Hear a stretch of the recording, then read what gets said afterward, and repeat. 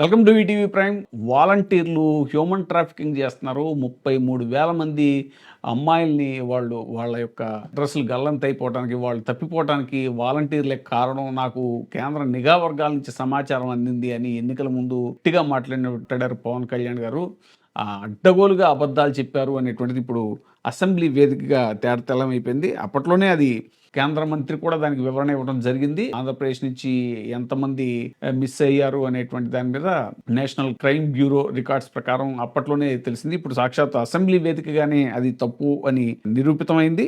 ఇంటి గుమ్మం వద్దకు ప్రభుత్వ సేవలు, సంక్షేమ పథకాలు అందించాలనే లక్ష్యంతో 2019 ఆగస్టు 15 నాటి సీఎం వైఎస్ జగన్ గారు విప్లవాత్మక రీతిలో ఏర్పాటు చేసినటువంటి వాలంటీర్ల వ్యవస్థ మీద విషం చిమ్మారు.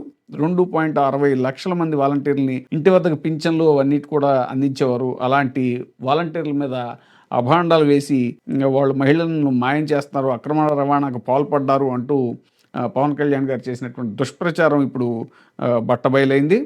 2024 నవంబర్ 16న అసెంబ్లీలో అడిగిన ప్రశ్నకి 2019, 24 మధ్య మహిళల అక్రమ రవాణా కేసులు కేవలం 34 మాత్రమే నమోదయ్యాయి. 46 మంది బాధితులు అని లిఖితపూర్వకంగా ఇచ్చినటువంటి సమాధానం ద్వారా ఇప్పుడు పవన్ కళ్యాణ్ గారు చెప్పినంత అబద్ధం అనేటువంటిది తేలిపోయింది. మరి దీనికి ఏం సమాధానం చెప్తారంటే, ఇప్పటిదాకా ఆయన ప్రశ్నించడానికి పార్టీ పెట్టాను అంటున్నారు తప్ప, ఇప్పుడు అధికారంలోకి వచ్చాక ఆయన్ని ప్రశ్నిస్తే మాత్రం సమాధానం రావట్లేదు అనేటువంటిది రాజకీయ పరిశీలకుల యొక్క విమర్శ.